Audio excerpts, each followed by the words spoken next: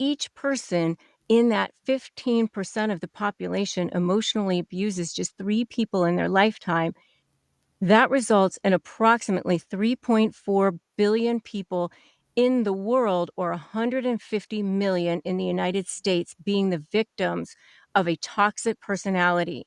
This is probably why so many of us feel impacted by narcissistic people or people who have these traits or tendencies.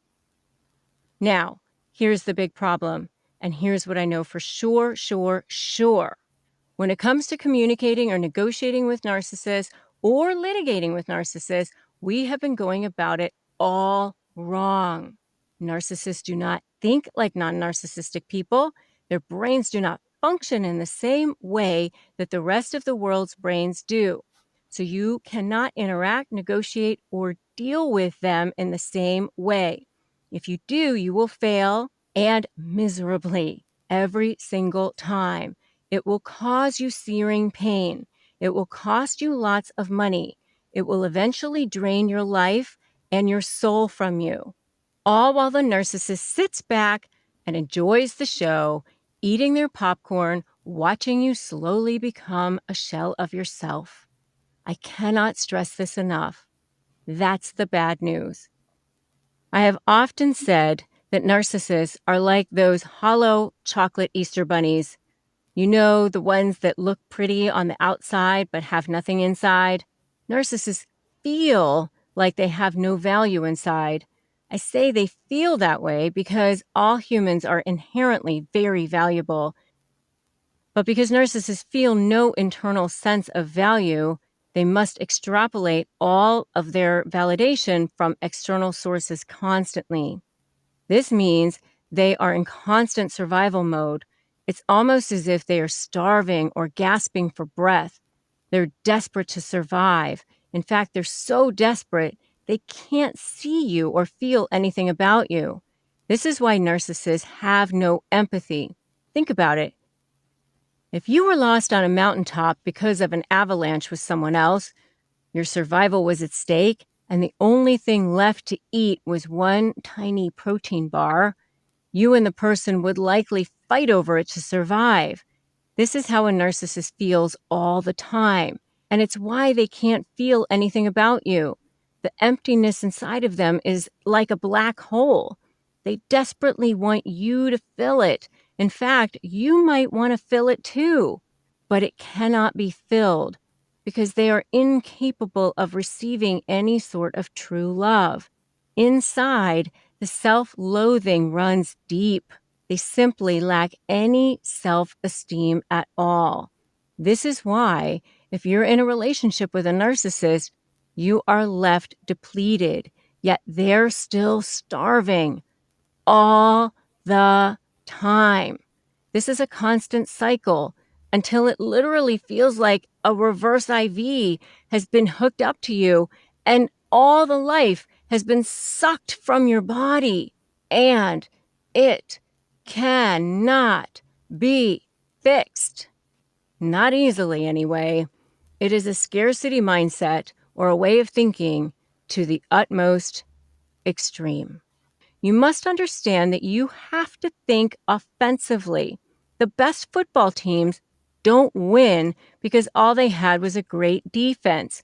Baseball teams don't win because their outfield guys are killer. No. Football teams win because their offense scores points. Baseball teams win because they have batters that hit the ball out of the park. In short, they have a great offense. I have interviewed many psychiatrists and psychologists, and they have said that narcissists, for the most part, do not change their behavior. In fact, some of the mental health experts I interviewed even went as far as to say they will not even treat narcissists because they cannot be rehabilitated. The reason it is so difficult for mental health specialists to treat people with narcissism is because of the very nature of the disorder itself. People with narcissism don't tend to be people who want to sit around and ponder their faults and flaws. Criticism to a narcissist is like sunlight to a vampire, or at least they feel like it's fatal anyway. It's the last thing they want. I've always loved the movie The Wizard of Oz. Now looking back, I see how the great and powerful Oz was a lot like the narcissist. Behind the curtain was really a feeble, scared little man. Dorothy, the Scarecrow, the Tin Man, and the Cowardly Lion all thought the wizard was the one who knew everything and could give them everything they wanted until they figured out they had to take the journey to finding themselves all along. Stop blaming yourself, feeling guilty, getting into the mud with the narcissist, allowing the narcissist to trigger you. Start realizing the 3 C's. You didn't cause it. It, meaning the situation with the narcissist, anything the narcissist does to you or how the narcissist treats you, you can't control it. And you can't control the narcissist. Were we planning a prison bust? An attempted escape from terrorist captors? Well, not the kind you might traditionally think of.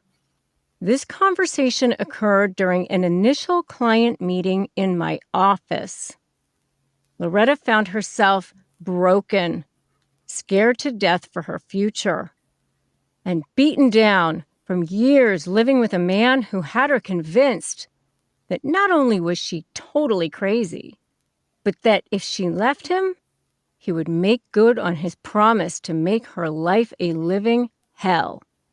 But after years of being berated, derided, and emotionally abused, she realized she just couldn't go on in the relationship. She decided her freedom was worth the risk of what he might do. When people leave narcissistic relationships, business or personal, they don't casually pack their things or nonchalantly walk out the door. They don't peacefully say goodbyes or wish each other well. No, quite the contrary. They generally run like hell from the relationship, screaming as if their hair has been set on fire. Or they sneak out in the middle of the night as if they are carrying out a covert operation more secretive than one planned by a Navy SEAL team. In other words, when people leave relationships with narcissists, regardless of whether the relationship has been business or personal, they feel like they desperately need to escape from the relationships to save their souls. In fact, Loretta had tried to leave once before and then ended up reconciling with her husband because she hadn't properly planned. She didn't have enough money to live on her own, and her husband terrorized her at first. Then he begged. Then he guilted her into returning and said he would do anything to get her back. When she returned, he pretended to be different at first. He went along with counseling and said he had changed. Then eventually she realized it was all a manipulation. And Dr. Jekyll quickly turned back into Mr. Hyde again. A narcissist has no sense of self.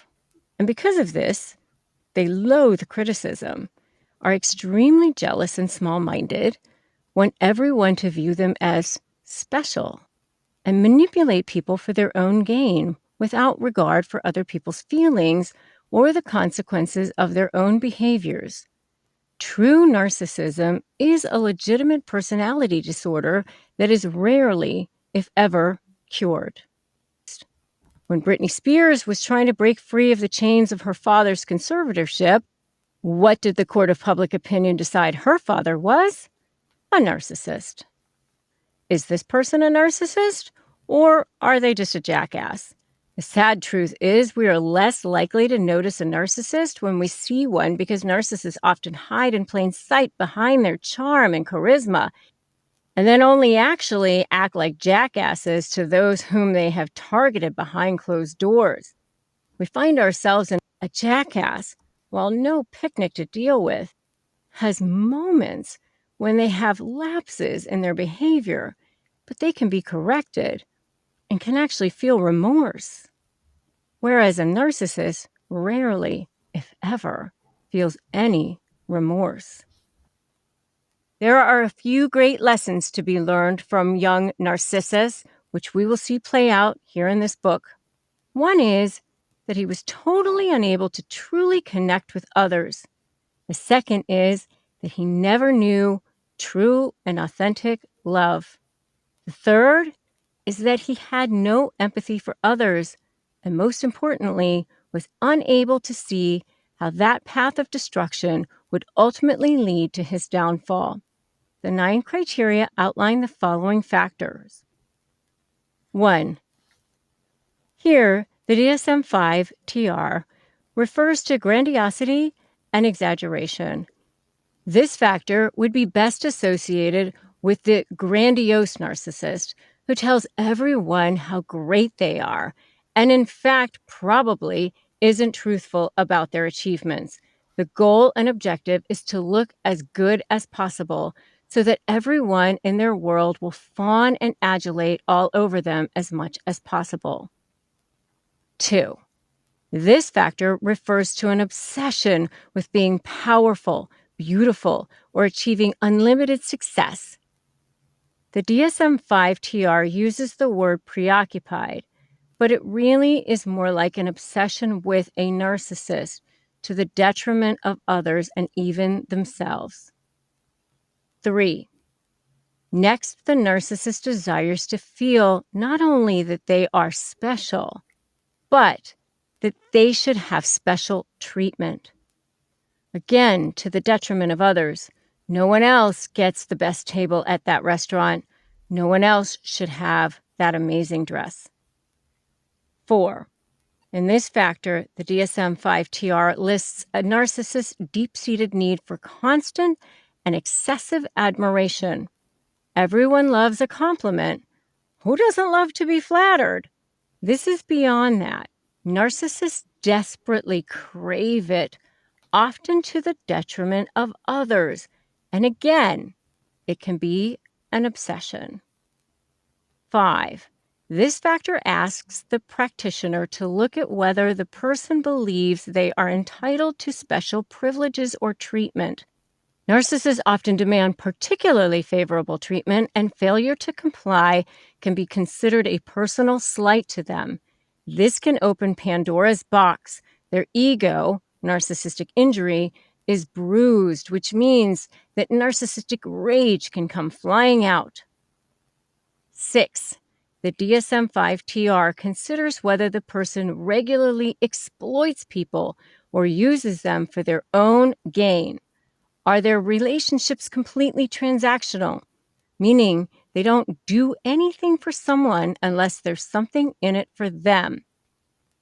Many times, narcissists use people just for what they need for themselves without regard for the other person's feelings or interests. And then when they've gotten what they needed out of the relationship, like cows cud, they've chewed them up, spit them out, and on they go. No looking back. 7. Here, the mental health practitioner will also have to determine whether or not the person has the ability to feel true empathy for others. This is a biggie, of course. Discovering whether a person actually feels true care about the feelings and needs of another is probably the most important part of this assessment. The skeptic in me does wonder how accurate these assessments can be at measuring true empathy. 8. This factor considers whether the narcissist is jealous of others or thinks others are of him or her. Now, of course, we have all been jealous at some point in our lives. We wouldn't be human if we hadn't. But narcissists set up permanent homes and live there for good. They never leave there. It's their everyday. Not only are they jealous of anyone else that they think has anything that they perceive has more, better, higher, or anything they think they should have, they also genuinely believe others who have less than they do are jealous of them.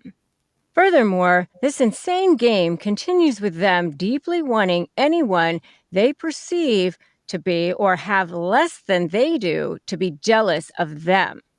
It's an exhausting existence. 9. Finally, in this last factor, the practitioner has to determine how arrogant the person is. Remember, the arrogance is really a charade. Narcissists who are low on supply may reinflate their own self-importance by degrading others. But the DSM-5 TR estimates are the extremes. Those estimates leave out people who might simply have narcissistic traits or tendencies, but can still make people's lives pretty darn miserable.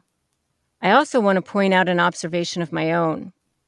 In my area of practice, high net worth divorce, when I was practicing regularly, we were able to regularly settle 85% of our cases.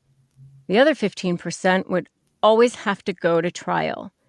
I didn't know about narcissism at the time when I was practicing full-time, but I did know that when cases didn't settle, it was almost always because one or both of the parties were just ridiculously unreasonable, or their lawyers were. Now, taking a look at the DSM-5 TR statistics for personality disorders, which is 15% of the population, and aligning that percentage of divorce cases that do not settle, which is also 15% of the population, I do not think that is a coincidence. Why? Because they enjoy the process of watching the other person squirm. The first part of the triad is the narcissist's dependency on feeling special and being the only one who gets to feel special. The second part is their lack of remorse for how they treat others. And the third part is a penchant for manipulation. Quite the fun little combo.